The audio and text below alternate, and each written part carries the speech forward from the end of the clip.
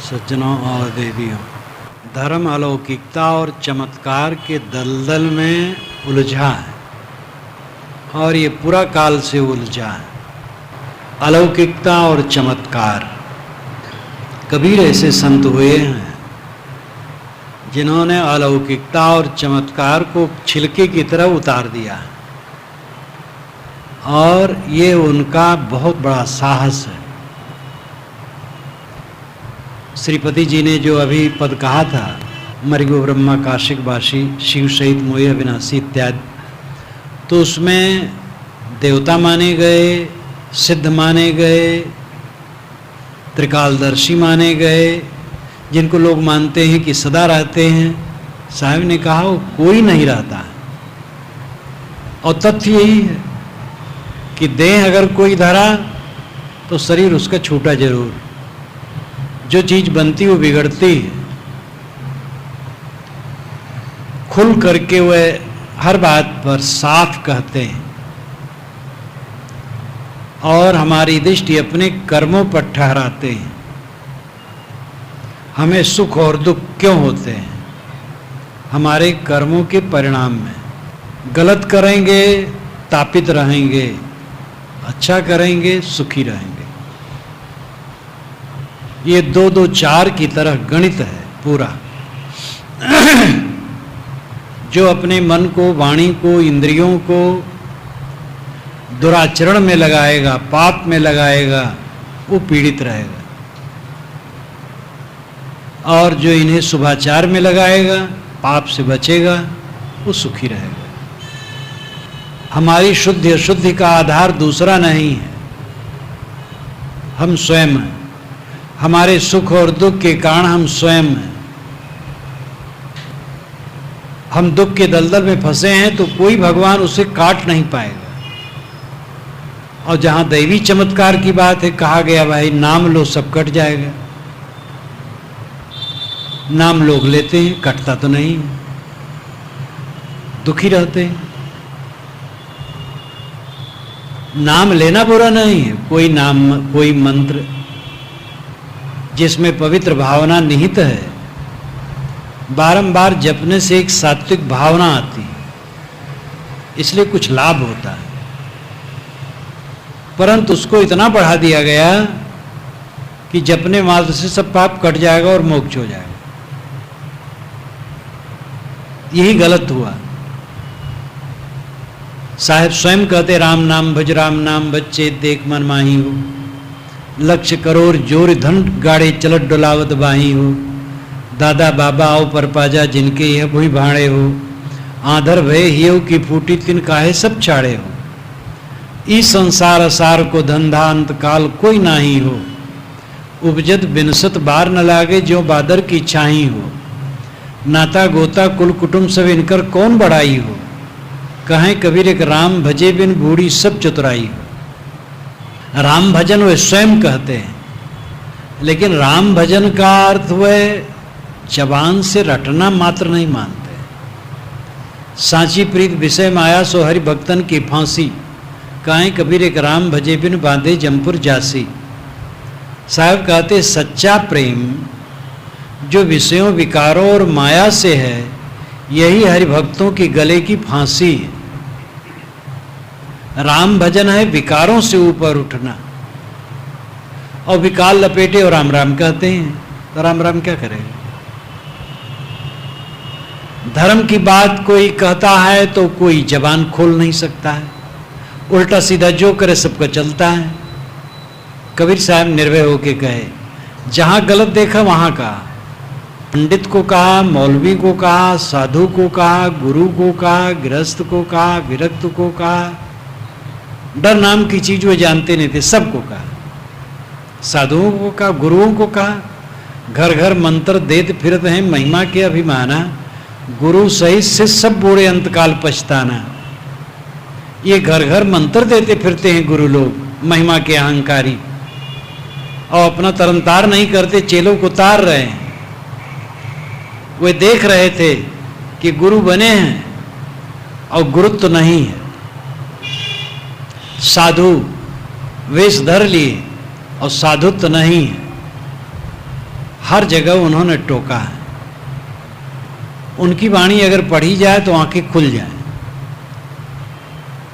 मनन पूर्वक, चिंतन पूर्वक, निष्पक्षता से, जैसे उन्होंने निष्पक्षता से कहा, निष्पक्षता से मनन किया जाए तो निश्चित है सत्य का बोध होगा।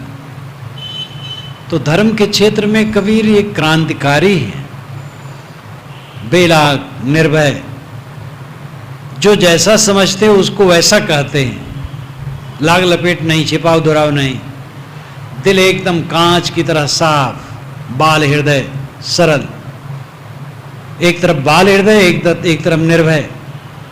डॉक्टर हजारी प्रसाद द्विवेदी ने लिखा है, वज्रादप कठोर कुसुमादप कोमल। कबीर कैसे हैं? वज्रादप कठोर, वज्र से अधिक कठोर और फूल से अधिक कोमल। भक्तों संतों के सामने वे फूल से अधिक कोमल और पाखंडियों के सामने वज्र से भी कठोर। तो ये जो अद्भुत उनका विचार और उनकी शक्ति, सबसे बड़ी निष्कामता उनकी थी। निष्काम आदमी सच कह सकता है। एक पंडित ने लिखा है कि कबीर उस जमाने में सफल हुए, हम आज सफल क्यों नहीं हैं? क्योंकि कबीर को कोई कामना नहीं थी।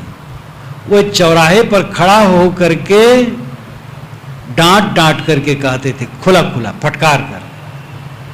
और हम लोग मीटिंग में कमरे के अंदर सत्य नहीं कह पाते, तो क्या सफल होंगे?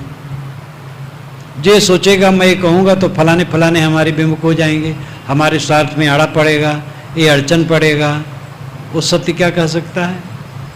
जिसको कुछ लेना देना नहीं वो सत्य कह सकता है। अब आपने ये साखी सुनी है उनकी, कबीर खड़ा बाजार में लिए लुआठी हाथ, जो घर जा रहे अपना चले हमारे साथ। तो ये घर जो जिसमें रहा जाता उसको जलाने की बात नहीं है। घर का अर्थ है स्वार्थ, अहंकार।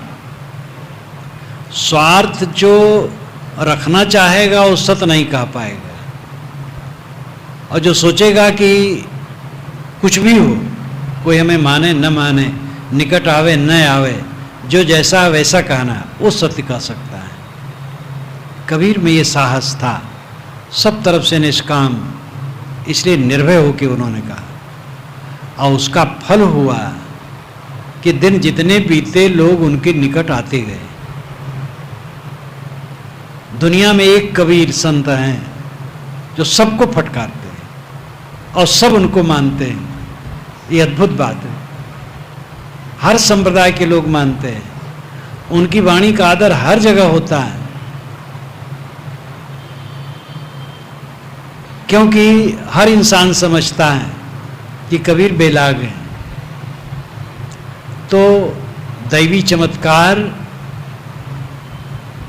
अलौकिकता, ये धर्म के क्षेत्र में दलदल है, और ये इसलिए बनाया जाता है जिससे जन और धन ज़्यादा बढ़े। चमत्कार की बात की जाए, बड़ी भीड़ होगी, बड़ा धन आएगा। रोग काटो, मुकदमे में विजय कराओ, चाहे अपना रोगी रहो, कोई बात नहीं। महात्मा स्वयं रोगी रहते हैं और दूसरे आशीर्वाद देते, रोग कट जाएगा। ग्रस्त लोग भी सोचते हैं क्या करें महाराज, हम लोगों का रोग अपने ऊपर ले लेते हैं, इसलिए स्वयं रोगी रहते हैं, लेकिन हम लोगों का रोग दूर करेंगे। भक्त लोग सब समाधान कर लेते हैं। और हमारे मित्र लोग यहाँ कॉलोनी के विनोद करते हैं हमारे पास जाकर के, वहाँ कहते साहब आप तो बस जो कहते हो कहते हैं, अरे जरा नमक मिर्च मिलाइए और थोड़ा चमत्कार की बात कहिए, देखिए कबीर नगर में आश्रम सोने चांदी की सड़क बन जाए। तो मैं कहता हूँ सोने चांदी की सड़क बनने से कल्याण होता है? सोने का लंका रही है और महाविनाश हुआ। सोने का मतलब बहुत धनी रही, ये नहीं कि सारी बिल्डिंग सोने की बनी थी। तो सोना कोई बढ़िया चीज नहीं है। वेद के ऋषि ने भी कहा, हिरणमयन पात्रेण सत्यस्यापिहितम मुखम तत्वम पूषण पावृण सत्य धर्माय दृष्टे। हिरणमयन पात्रेण, हिरणमय सोने से बने हुए पात्र से सत्य का मुख अपहित है, ढका हुआ। हिरणमयन पात्रेण सत्यस्यापीतम मुखम तत् त्वम पूषण अपाविरणु, तत् उसे तम तू पूषण पोषण करने वाला आत्मा, अपाविरण हटा दे। क्यों हटा दे? सत्य धर्माय दृष्टे, सत्य धर्म के दर्शन के लिए।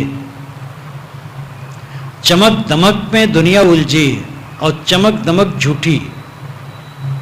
देखत सोना लगे सकल जग कांच है। अरे हाँ, पलटू जीवन कहिए झूठ तो मरना सांच है। जितनी चमक दमक है वही तो धोखा देती है, और सारी चमक दमक पानी के बुलबुले के समान है।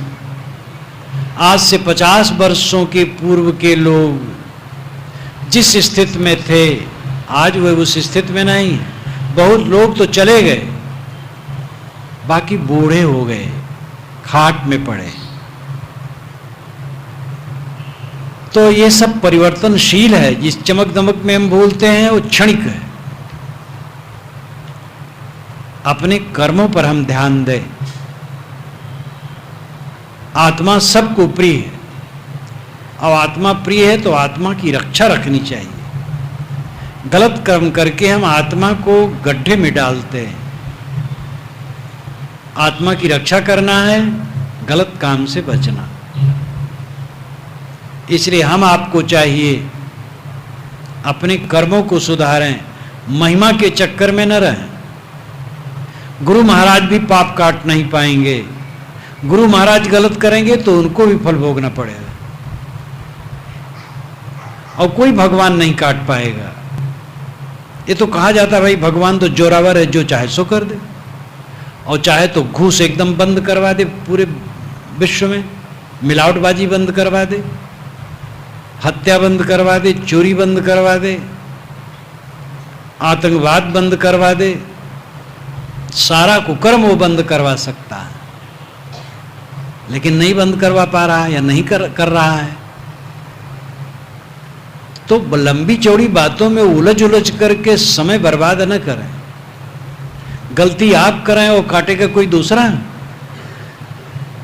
हम गलती करेंगे तो फल हमें मिलेगा, कहीं जाएगा नहीं।